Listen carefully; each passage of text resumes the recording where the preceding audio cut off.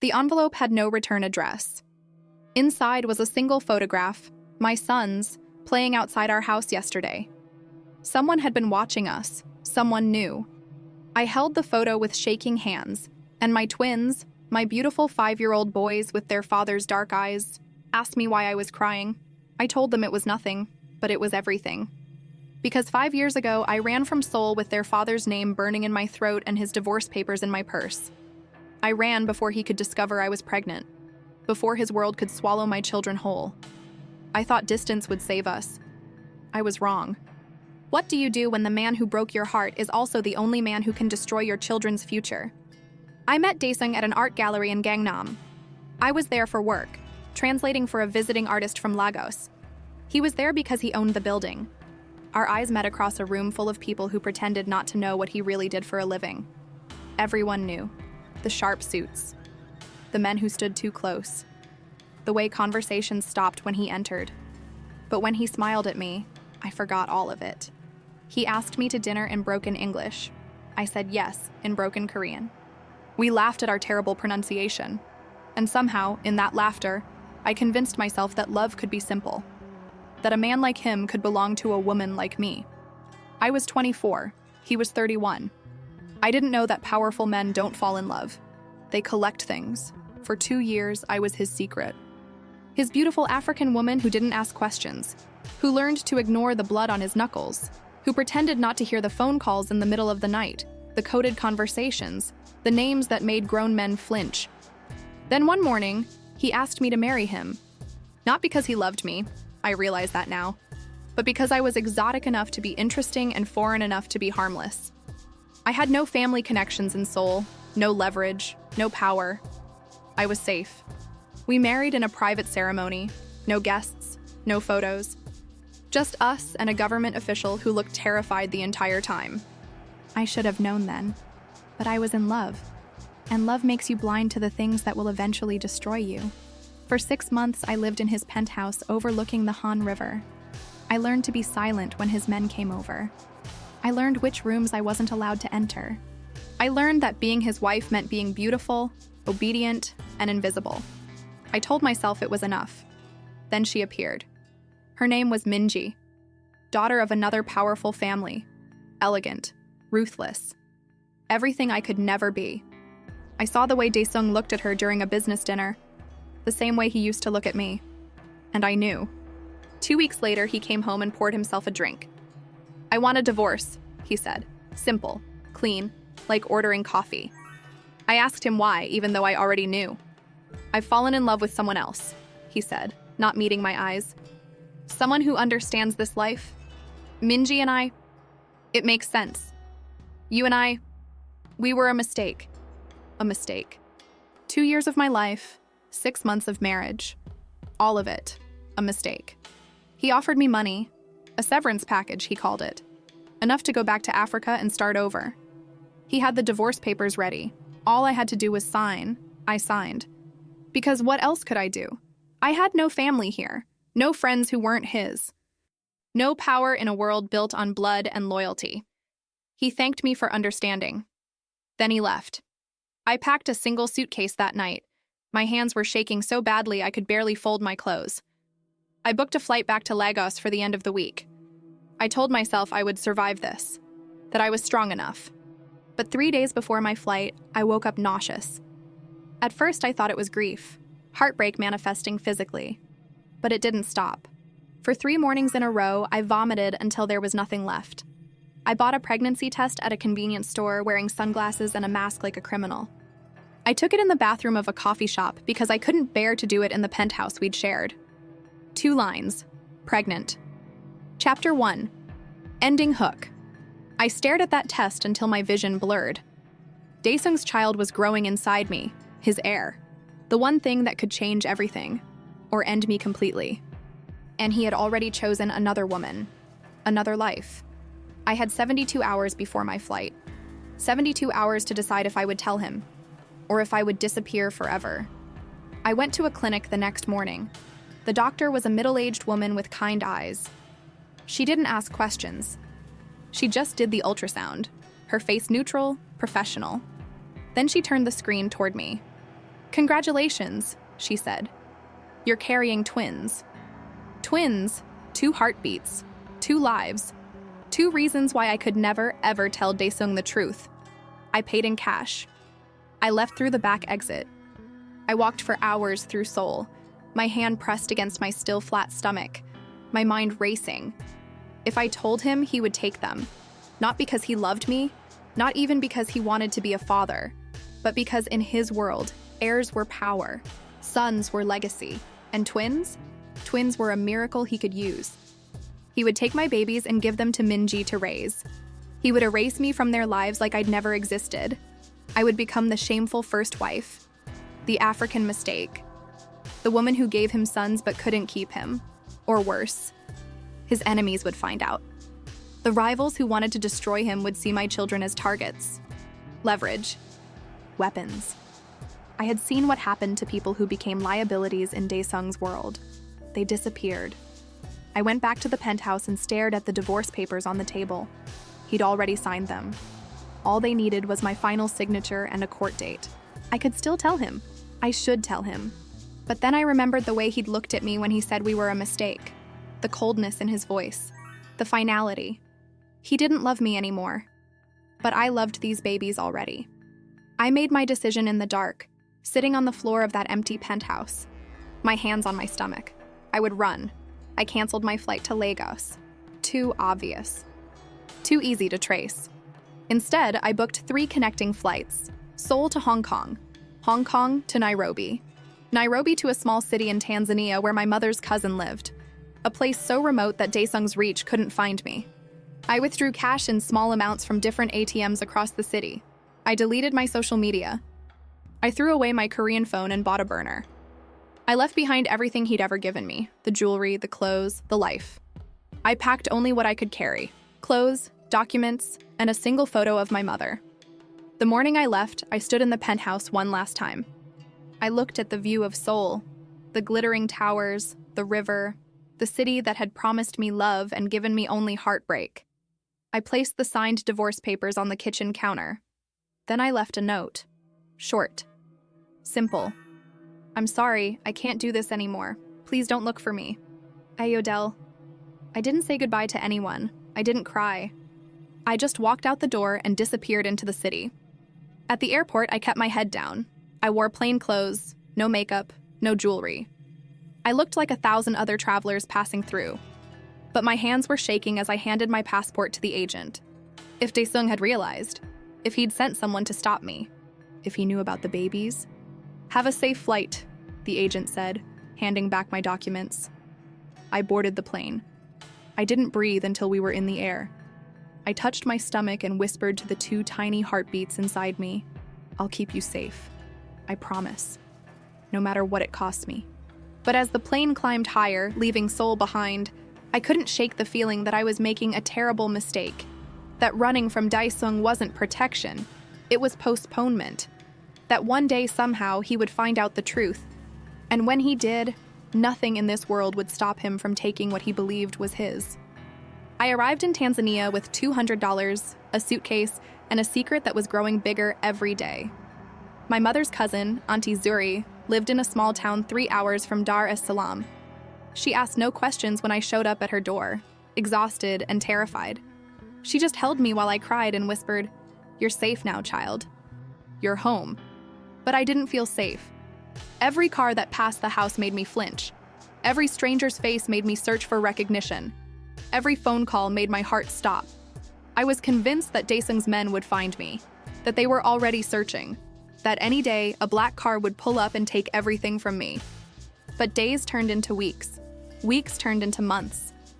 And slowly I began to believe that maybe, just maybe, I had actually escaped. My pregnancy progressed. My body changed. I felt the twins move inside me, little kicks and flutters that made me smile even through my fear. Auntie Zuri helped me find a midwife, a woman named Halima who had delivered half the babies in the region. She examined me in her small clinic and smiled. "2 strong boys," she said. "They're fighters, just like their mother." I didn't tell her who their father was. I didn't tell her about Seoul. I just said that their father and I had separated, and I'd come home to have them in peace. She didn't push. In our culture, some stories are allowed to stay buried. I gave birth on an October morning, 7 months after I'd fled. The labor was long, painful, terrifying. I screamed in languages that didn't belong to me. Yoruba, Korean, English, all mixing together in my fear and pain. But then I heard it. The first cry, then the second. 2 perfect boys, dark hair, tiny fists, eyes that hadn't yet opened. Halima placed them on my chest and I felt my heart break and rebuild itself in the same moment. "What will you name them?" she asked. I looked at their faces. So beautiful, so innocent, and I saw Daesung in every feature.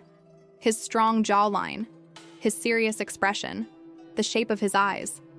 I named them Kofi and Kwame. Names from my father's language. Names that would root them in Africa, not Seoul. Names that wouldn't betray who their father really was. But late at night, when I held them and sang Korean lullabies I'd learned from Daesung's mother during our brief marriage, I whispered their Korean names too. The names I would never use in public. Minjun and Junho, sons of Daesung, heirs to an empire they would never inherit. The first year was the hardest. I worked whatever jobs I could find, translating documents, teaching English, helping at Auntie Zuri's small shop. Money was tight. Some nights I chose between buying formula or paying rent. But I was free. My sons were safe. That was all that mattered. As they grew, I watched them develop Daesung's mannerisms. The way Kofi furrowed his brow when he was thinking. The way Kwame tilted his head when he was listening. Their stubbornness. Their intelligence. Sometimes I would catch myself staring at them and seeing their father's face. And my heart would ache with a grief I couldn't name. Did I still love him? No. But I mourned what we could have been. What he could have been as a father to these boys. When the twins turned 3, I finally began to relax. 3 years, no black cars, no men in suits, no phone calls, no threats. Maybe I really had disappeared completely. Maybe Daesung had moved on with Minji. Maybe he'd had other children. Maybe he'd forgotten the African woman who'd signed the papers and vanished. I let myself dream about the future. About sending my boys to school. About building a real life here. About maybe, one day, falling in love again with someone who wouldn't break me. But then, 2 months ago, everything changed. I was at the market with the twins when I saw him. Not Daesung, but one of his men. A man I recognized from Seoul. One of the guards who used to stand outside Daesung's office. He was wearing civilian clothes, but I knew that walk, that posture, that way of scanning a crowd. He didn't see me. I grabbed my sons and hid behind a fruit stand, my heart pounding so hard I thought I would die. He walked past, talked to a shopkeeper, showed him a photo. I couldn't see what photo, but I knew. He left after 10 minutes. But the damage was done. They were looking for me. After 5 years, Daesung hadn't forgotten. I went home and packed emergency bags, passports, cash, clothes. I made plans to run again. Maybe to Kenya, maybe to Uganda, maybe somewhere even more remote. But then I looked at my sons, 5 years old now, happy, thriving, and I realized the truth. I couldn't keep running forever. This life I'd built was fragile. One wrong move, one photograph, one person who remembered my face, and it would all collapse. That night, I held my sleeping sons and made a decision.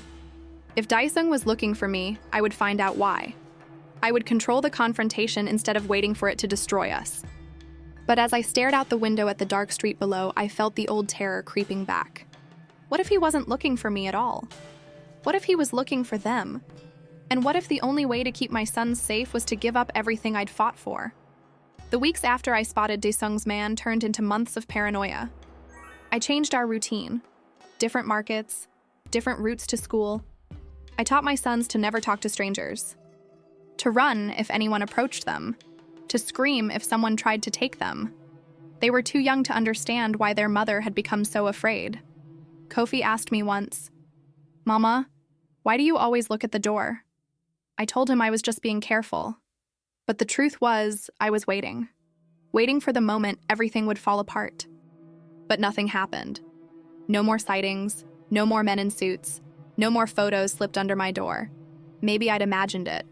Maybe fear had made me see ghosts. Life slowly returned to something resembling normal. I got a better job, teaching at a small international school. The pay was decent, enough to move us into a slightly bigger house with a yard where the twins could play. Kofi and Kwame thrived. They were bright, curious boys with their father's intensity and my stubbornness. Kofi loved books and drawing. Kwame loved soccer and making friends. They spoke Swahili, English, and the bits of Yoruba I taught them. I never taught them Korean. I couldn't bear to hear Daesung's language in their mouths. But sometimes, late at night, I would watch videos of Seoul on my laptop. The streets we used to walk, the river view from the penthouse, the city that had once been mine. And I would wonder, did he ever think of me? Did he ever regret asking for that divorce? Did he ever wonder where I'd gone? Or had Minji given him everything he needed? Children of his own? The perfect mafia wife who understood his world? The not knowing was its own kind of torture. On the twins' 5th birthday, I threw them a small party. Just neighborhood kids, Auntie Zuri, and a few friends from school. I baked a cake. We played games. The boys laughed and ran around the yard, their joy so pure it made my chest ache. As I watched them blow out their candles, I thought, this is enough. This life we've built. This quiet happiness. This is more than I ever had in Seoul. But that night... If you're listening to this right now, it's because this story has already pulled you in a little. But what you're hearing here is just a part of it. The full version includes 30 complete stories, no cuts. No ads, just the audio flowing while you listen. The QR code is on your screen now, or the link is pinned in the queue. After the guests left and the boys were asleep, I found myself crying in the kitchen because I realized the truth I'd been avoiding for 5 years. My sons would never know their father. They would never know they were heirs to an empire, that their blood carried power and danger in equal measure, that somewhere in Seoul there was a man who looked exactly like them who had no idea they existed. I had stolen that from them, and from him, not because I was cruel, but because I was terrified. And maybe, just maybe, I was wrong. The thought haunted me for weeks. What if I'd been selfish? What if Daesung had changed? What if he would have loved these boys? What if I'd robbed them of a father because I was too afraid to trust him? But then I would remember the coldness in his eyes when he asked for the divorce, the way he called our marriage a mistake, the blood on his knuckles, the world he lived in, a world where children were assets and love was weakness. And I would know. I made the right choice. Even if it hurt. Even if it was lonely. Even if I would carry this secret until the day I died. One Saturday morning, I took the twins to a cultural festival in the city center. There were dancers, food stalls, musicians from all over East Africa. Kwame was fascinated by a group of Korean exchange students performing a traditional drum routine. "Mama, why do they look like us?" he asked, pointing at their faces. My blood went cold. "What do you mean, baby?" "Their eyes, their hair, they look like me and Kofi." I knelt down and touched his face. "You're right. You do share some features. There are people from many places in the world, and sometimes we look similar even if we're from different countries." "Where is Korea?" Kofi asked. "Very far away," I said quickly. "On the other side of the world. Can we go there someday? Maybe when you're older." But I knew we never would. Korea was the one place in the world we could never go. That night, I pulled out the old shoebox I kept hidden in my closet. Inside were the only things I'd kept from Seoul: my marriage certificate, a few photos, and a single letter Daesung had written me during our courtship. I read it by lamplight, tears streaming down my face. Adele, you make me believe in things I thought were impossible. You make me want to be better than what this world has made me. I don't know if I deserve you, but I'm selfish enough to keep you anyway. D. That man, the one who wrote those words, where had he gone? Had he ever really existed? Or had I just imagined him because I was desperate to be loved? I burned the letter that night. I couldn't keep holding on to a ghost. My sons needed a mother who was present, not one haunted by the past. But as I watched the paper curl and blacken in the sink, I whispered, "I'm sorry for everything, for running, for keeping them from you, for loving you even now." The next morning, I woke to find a black sedan parked across from our house.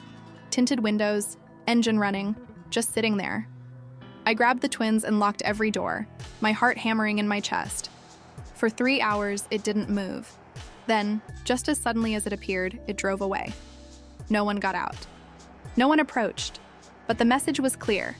Someone was watching. Someone knew. And my time was running out. He came on a Tuesday. I was making breakfast when I heard the knock. Not a gentle knock. A firm, commanding knock that made my entire body go rigid. The twins were at the table, eating cereal. They looked up, curious. "Mama, someone's at the door," Kofi said. I told them to stay in the kitchen. My hands were shaking as I walked to the door. I looked through the peephole, and there he was. Dae-sung. Older, harder, but unmistakably him. 5 years of distance collapsed in an instant. My heart stopped. My lungs forgot how to work. He knocked again. "Ayodele," he said, his voice muffled through the door. "I know you're in there. Please, I just want to talk." I could run, grab the boys, escape through the back. But what was the point? He'd found me. If I ran, he would just find me again. I opened the door. We stared at each other. He looked tired. There were lines around his eyes that hadn't been there before. His suit was immaculate, but there was something broken in the way he held himself. "Hello, Ayodele," he said quietly. "How did you find me?" My voice came out as a whisper. "It took 5 years, but I never stopped looking." "Why?" He hesitated. "Because I made a mistake." Before I could respond, I heard small footsteps behind me. "Mama, who is it?" "No, no, no." I turned to see Kofi and Kwame standing in the hallway, staring at the stranger in our doorway. Dae-sung's face went absolutely still. His eyes moved from me to them, to their faces, their dark hair, their eyes. I watched the realization hit him like a bullet. "Ayodele." His voice was strangled. "Are they?" "Go back to the kitchen," I told the boys, my voice sharp. "Now." They obeyed, but I could feel them watching from around the corner. Dae-sung stepped forward. "Those are my sons. Don't." "How old are they?" "That's none of your business." "How old, Ayodele?" 5. I watched him do the math. His jaw clenched. "You were pregnant. When you left, you knew." "Yes." "And you ran." "Yes." "You kept my sons from me for 5 years." His voice was getting louder, angrier. I'd forgotten how terrifying he could be when he was furious. "You asked for a divorce," I said, my own anger rising. "You told me we were a mistake. You chose her." What was I supposed to do? Come crawling back and beg you to take me and your children? Raise them in your world? Watch them become targets? They're my sons. They're my sons. I'm the one who carried them, who gave birth to them alone, who raised them. You have no claim to them. We were shouting now. From the kitchen, I heard Kwame start to cry. Dae-sung's face changed. The anger drained away, replaced by something that looked like grief. "Let me see them," he said. "Please." "No." "Ayodele, you'll scare them. You'll hurt them. You'll take them from me." "I won't. I swear. I need to see them." There was something in his voice. Something raw and desperate that reminded me of the man I'd fallen in love with. Against every instinct, I stepped aside. He walked past me into the house. The twins were huddled together in the kitchen, eyes wide, clutching each other. Dae-sung stopped a few feet away from them. He knelt down, making himself smaller, non-threatening. "Hello?" he said in Korean. They didn't understand. "They don't speak Korean," I said from the doorway. He switched to English. "Hello, my name is Dae-sung. What are your names?" Kofi looked at me for permission. I nodded, even though my heart was breaking. "I'm Kofi," he said. "This is Kwame." Kofi, Kwame. Dae-sung repeated their names like a prayer. "Those are beautiful names." "Who are you?" Kwame asked. Dae-sung looked at me. The question in his eyes was clear. What do I tell them? I shook my head. "Not yet. Not like this." "I'm an old friend of your mother's," he said. Kofi, the more observant twin, tilted his head. "You look like us." Dae-sung's breath caught. "Yes, I do." "Why?" "Because." He looked at me again. "Because families sometimes look alike." It wasn't a lie, but it wasn't the truth either. I stepped forward. "Boys, go play in your room. I need to talk to Mr. Dae-sung alone." They hesitated, but they went. As soon as they were gone, Dae-sung stood. His hands were shaking. "They're beautiful," he whispered. "They're perfect."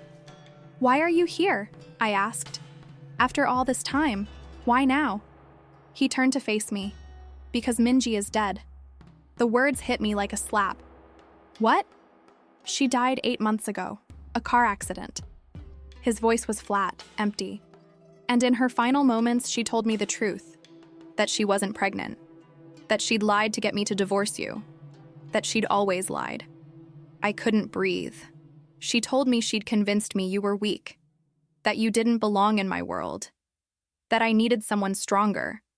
He laughed bitterly. And I believed her. I destroyed us because I believed her lies. Daesung, I've spent the last 8 months searching for you. To apologize. To tell you I was wrong. To ask if maybe we could start again. He looked toward the hallway where our sons had disappeared.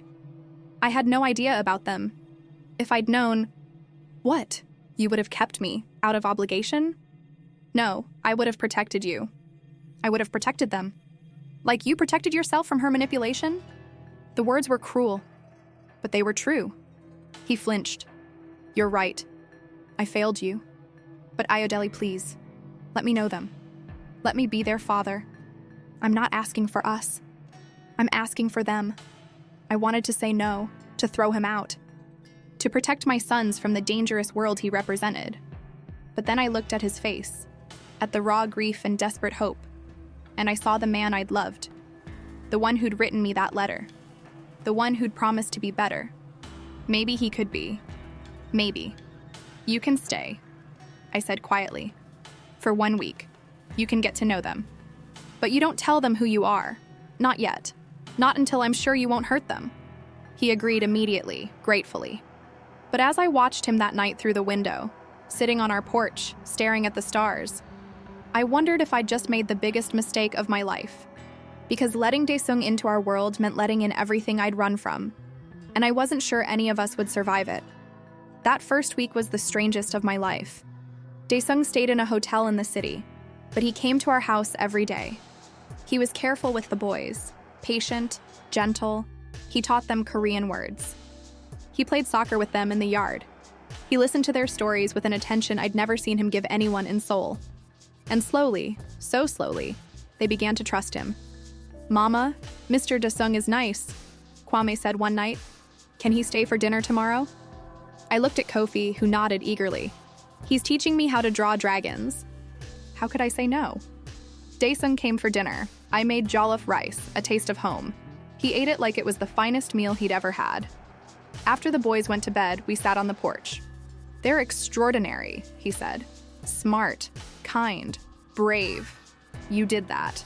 You raised them to be everything I'm not. Don't do that. Don't romanticize this. I'm not. I'm telling you the truth." He turned to me. "I was a terrible husband. I was cruel. I was blind. I let someone poison my mind against the best thing that ever happened to me. And I will regret that for the rest of my life." I didn't know what to say. "But Ayodele, I want to make it right. Not for me, for them. They deserve a father. And I want to be that, if you'll let me." "And what about your world? The mafia? The danger?" "I'm out." I stared at him. "What?" After Minji died, I realized what that life had cost me. My wife, 5 years with my sons, my humanity. So I got out. I handed everything to my second. I walked away. He looked at me. "I'm not that man anymore. I'm trying to be someone better, someone worthy of them. It's not that easy.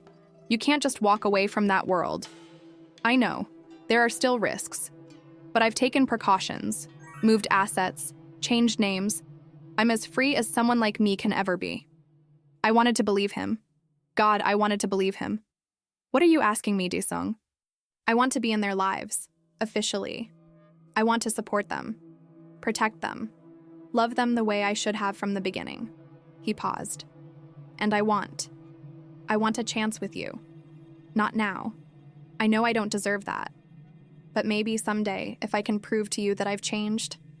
I felt tears on my face. "You broke me. I know. You made me feel like I wasn't enough. You were always enough. I was the one who wasn't. I don't know if I can forgive you.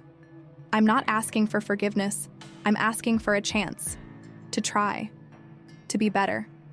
We sat in silence for a long time. Finally, I spoke. 1 year. He looked at me. You have 1 year to prove you've changed. You can be in their lives. You can visit. You can support them. But you don't tell them you're their father until I say so. And you and me? I shook my head. That's not even a possibility right now. I understand. If you hurt them, if you bring danger to them, I will take them and disappear again. And this time you'll never find us. I won't hurt them. I swear on my life. I believed him. Maybe I was foolish. Maybe I was setting us up for more heartbreak, but I believed him. The next 6 months changed everything. Daesung kept his word. He was present without being overbearing. He sent money for their school and clothes, but never made me feel bought. He called before visiting. He respected boundaries. And most importantly, he loved our sons with a fierceness that took my breath away. I watched him teach Kofi to read in Korean. I watched him play endless games of soccer with Kwame. I watched him hold them when they were hurt and celebrate their small victories like they were conquering the world. And I watched myself fall in love with him again. Not the man he was in soul, but the man he'd become. One evening, after the boys were asleep, he asked, "Can I tell them?" "Tell them what?" "That I'm their father." Maybe you're listening to this while doing something simple. Washing dishes, tidying up, trying to relax. And that's exactly why these stories work. When you unlock full access, you get 30 stories. Over 30 hours of audio with no interruptions. You press play, and the story just keeps going. If you want to continue right now, scan the QR code on your SC, or tap the link in the pinned comment. What was never said continues there. I looked at him for a long time. Then I nodded. Tomorrow, we'll tell them together. The next day, we sat the twins down. They looked nervous. They knew something important was happening. "Boys," I started, my voice shaking. "You know how you asked why Mr. Daesung looks like you?" They nodded. I took Daesung's hand. "It's because he's your father." Silence. Kofi's eyes went wide. "Our papa?" Daesung's voice broke. "Yes, I'm your papa, and I'm so sorry I wasn't here before. But I'm here now, and I'm never leaving you again." Kwame looked at me. "Is this okay, Mama?" I smiled through my tears. "Yes, baby, it's okay." And then they were in his arms, and he was crying, and I was crying, and we were all holding each other like we could make up for 5 lost years in that single moment. It wasn't perfect. There were hard days, days when the boys asked why he hadn't been there before, days when old wounds reopened, days when I doubted everything. But there were more good days. Days when we felt like a real family. 3 months later, Daesung asked me to marry him again. We were sitting on the porch, our spot now, watching the boys play. "I know I don't deserve a yes," he said, "but I'm asking anyway, not because of obligation, not because of the boys, but because I love you. I never stopped loving you, and I want to spend the rest of my life proving it." I looked at him, at the man who'd broken me and then spent months carefully putting me back together. "Ask me again in a year," I said. He smiled. "I will. Every day for a year if I have to. That might be excessive. You're worth it. And maybe, just maybe, we were going to be okay." Chapter 6, Ending, complete with soft hook. Today I look at our life and I still can't believe it's real. Daesung officially adopted the twins. They call him Papa now. He's teaching them about their Korean heritage. Not the dark parts, but the beauty. The language, the culture, the strength. We're not perfect. We still have hard conversations. There are still moments when I remember the pain, when I wonder if I'm being foolish. But then I see him reading bedtime stories to our sons in Korean. His voice gentle, his love so clear it makes my chest ache. And I know I made the right choice, not to forget, but to forgive, to try. Last week he asked me again, "Ayodele, will you marry me?" I smiled. "Ask me next month." He laughed. "I will." The boys are 7 now, happy, thriving, loved by both their parents. And sometimes when I hold Daesung's hand and watch our sons play, I think, maybe broken things can be healed. Maybe love deserves a second chance. But there's something I haven't told him yet. Something I discovered 2 weeks ago that changes everything. And when I do tell him, I know our story, the one I thought was finally complete, will have to be written all over again. Because some secrets, no matter how hard you try to bury them, always find their way back to the surface. I thought running away would save us. I thought distance would protect my sons from their father's world. But what I didn't know then was that some bonds, blood, love, destiny, they can't be broken by oceans or time or fear. And now, holding this new secret in my hands, I realize our story was never just about survival. It was about learning that sometimes the thing you run from the hardest is exactly what you needed all along. But was I right to forgive him? Or am I making the same mistake twice?